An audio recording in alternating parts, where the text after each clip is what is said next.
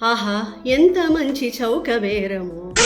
Online షాపింగ్లో కానీ లేదా స్టోర్కి వెళ్ళి డైరెక్ట్గా కొనేటప్పుడు కానీ 50% డిస్కౌంట్, 70% డిస్కౌంట్ లేదా సేల్ అని పెద్ద పెద్ద అక్షరాలతో కనిపించగానే వెంటనే కొనేస్తున్నారా? అయితే మీరు ఖచ్చితంగా ట్రాప్లో పడ్డట్టే. ఈ పెద్ద పెద్ద బ్రాండ్స్ అన్ని మన సైకాలజీతో ఆడుకుంటూ ఎలా మన చేత ఎక్కువ ఖర్చు చేస్తున్నాయో ఈ వీడియోలో చెప్తాను, వినండి. Point number 1, fake original price. For example, original price ఒక 4,000 5,000 రూపాయలు ఉందనుకోండి, దాన్ని కొట్టేసి 1,500కో 2,000కో అమ్ముతున్నట్టుగా వాళ్ళు చూపిస్తారు. ఏంటి 5,000 రూపాయలది కేవలం 2,000కి వస్తుందా అని చెప్పి వెంటనే దాన్ని కొనేస్తాం. కానీ వాస్తవానికి అసలు ఆ ఐటెంకి ఆ ఒరిజినల్ ప్రైస్ అన్నది ఎప్పుడూ ఉండదు.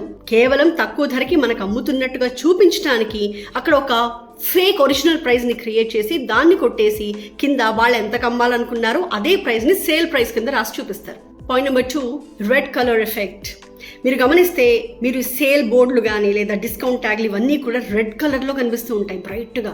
ఎందుకో తెలుసా? రెడ్ కలర్ చూడగానే మన బ్రెయిన్లో ఒక అర్జెన్సీ క్రియేట్ అవుతుంది, దాన్ని వెంటనే కొనేసేయాలి అని.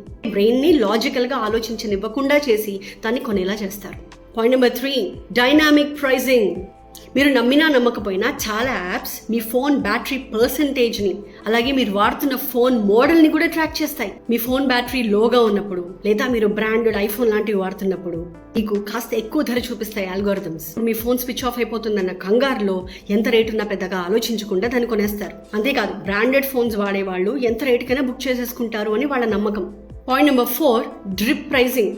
ప్రోడక్ట్ ప్రైస్ ఇనీషియల్గా తక్కువగానే ఉంటుంది, దాన్ని మీరు కార్ట్లో వేసుకుని ఫైనల్ పేమెంట్ చేయడానికి వెళ్తారు చూడండి, అక్కడ వేస్తారు last minute bomb. Handling fees, platform fees అంటూ రకరకాల ఫీజులు వేసి ఫైనల్గా దాని రేటు పెంచేస్తారు. Artificial scarcity.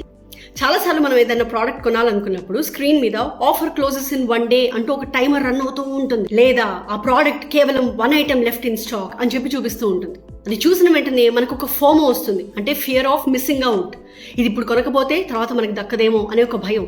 కానీ వాస్తవానికి గోడౌన్లో వేలల్లో పడి ఉంటాయి ఆ స్టాక్. సో వాడి స్ట్రాటజీకి మనం పడిపోయి ఆ ఐటమ్ కొనేస్తాం. So what's the solution? ఎప్పుడైనా ఇలాంటి డిస్కౌంట్స్కి మీరు పడిపోతున్నారేమో అని మీకు డౌట్ వస్తే, అది వాల్యూ ఫర్ మనీ నేనా కాదా అని మీకు డౌట్ వస్తే స్ట్రేంజర్ టెస్ట్ చేయొచ్చు. అంటే ఏంటంటే, మీ ముందు ఒక మనిషి ఒక చేతిలో మీరు కొనాలనుకుంటున్న ఆ వస్తువుని పట్టుకుని ఉన్నారు, రెండో చేతిలో దాని ఈక్వాలెంట్ అమౌంట్ని క్యాష్ రూపంలో వాళ్ళు పట్టుకుని ఉన్నారు.